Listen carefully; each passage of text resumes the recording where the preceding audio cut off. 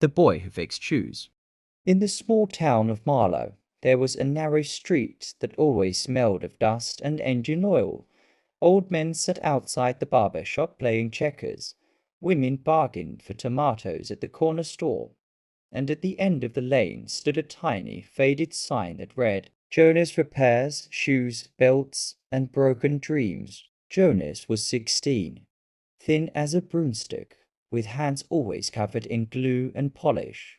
He had taken over his late father's shoe repair store when he was just 12.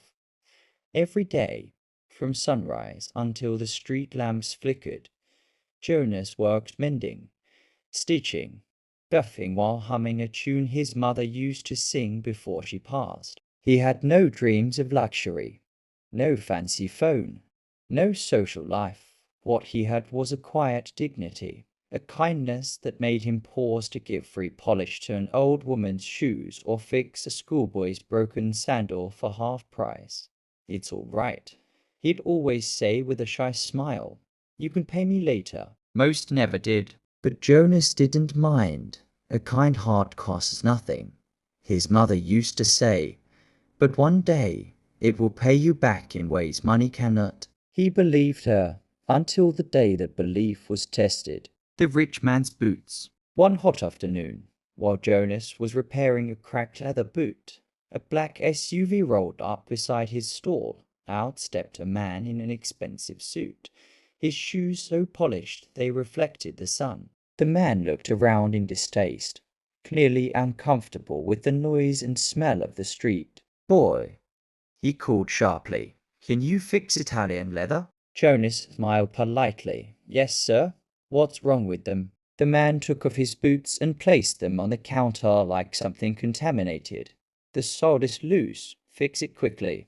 I have a flight in 3 hours. Jonas nodded. Yes, sir. It will take an hour. The man frowned. 30 minutes. I'll pay double. Jonas looked at the shoes carefully. The stitching was delicate, if rushed.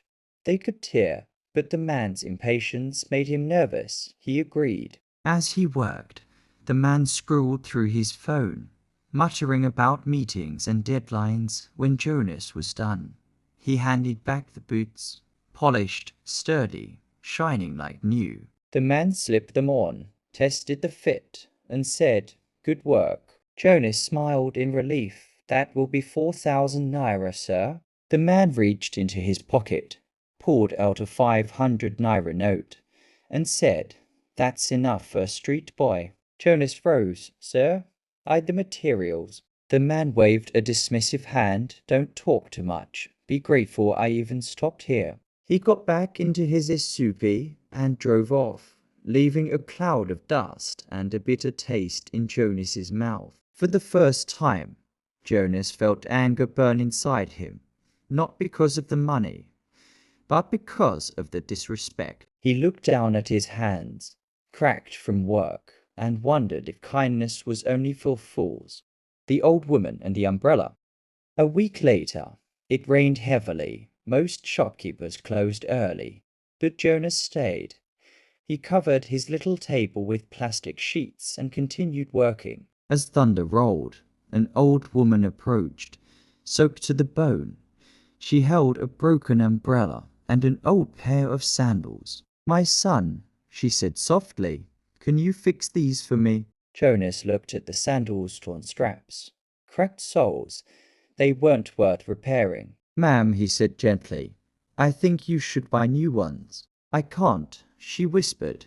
These belong to my late husband. Something in her eyes, fragile and full of stories, made Jonas nod. All right, I'll fix them. He spent hours stitching the straps carefully, drying them by the fire of his small stove. When he handed them back, they looked almost new. How much? She asked. Jonas smiled.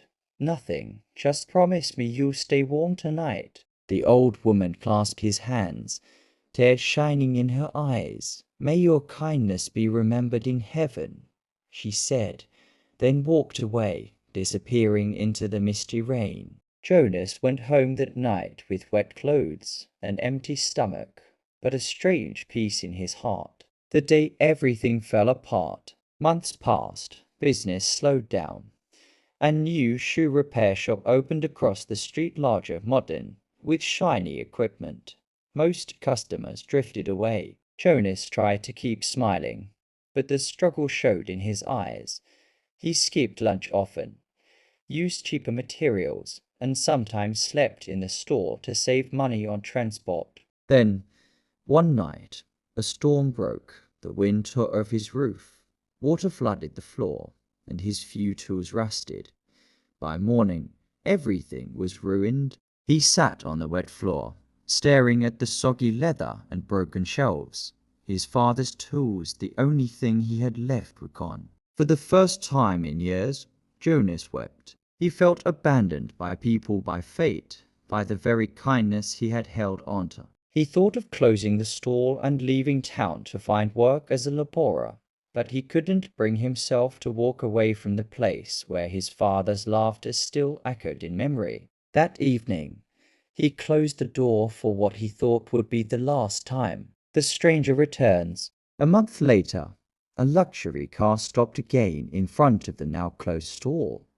Out came the same man with the Italian boots, only this time he wasn't alone. He looked older, wearier, and was supporting a frail old woman, the same one with the umbrella. "Jonas?" the man asked. Jonas was startled. "Sir, you remember me?" The man nodded awkwardly. "I've been looking for you. My mother insisted." The old woman smiled kindly. "This is the boy Daniel, the one who fixed my husband's sandals." Jonas stared in disbelief. "Your son?" The man, Daniel, nodded. "Yes, when you helped her. She was sick and alone. She told me later that your kindness gave her the strength to hold on until I returned from abroad." Jonas smiled softly. "I'm glad she's well, sir." Daniel looked around at the wrecked stall. "What happened here?" Jonas shrugged. "Just life." The old woman turned to her son. "Daniel, you know what you must do." He hesitated.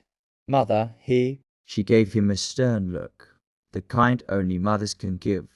"Do not argue with blessings." Daniel sighed and reached into his pocket. He handed Jonas an envelope. Inside was a bank check. The amount made Jonas gasp. "Sir, I can't take this." "It's not charity," Daniel interrupted. "It's payment for the repair you did on my boots, and for the kindness you showed my mother." Jonas's eyes filled with tears.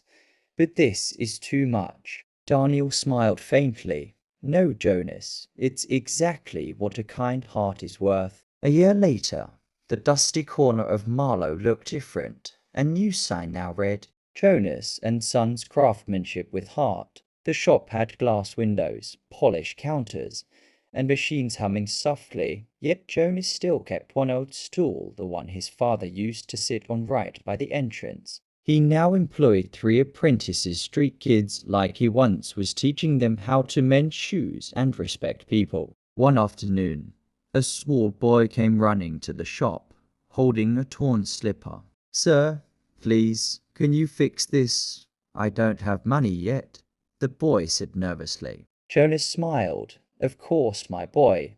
Sit down.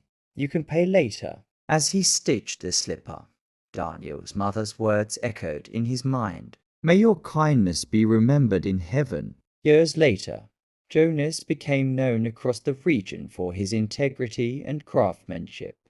He was invited to speak at youth events, where he shared his story not about poverty or success, but about the power of goodness. One day, a young man asked him, "Sir, did kindness really bring you all this?" Jonas smiled. "Kindness didn't bring me money. It brought me people, and people brought me everything else." He paused, then added softly, "Sometimes life tests your heart by making you think kindness is useless. But the truth is, every act of good you plant finds its way back to you, not when you expect it, but when you need it most." The audience stood in silence. Some clapped, some cried, and as Jonas left the hall, he saw the same old woman's umbrella now framed on his office wall, a symbol of the day his life changed. Moral of the story: kindness is never wasted. It may be ignored, mocked, or forgotten, but it never dies. Every act of compassion plants a seed in the soil of time, and someday, somewhere, that seed blooms into something greater than you can imagine.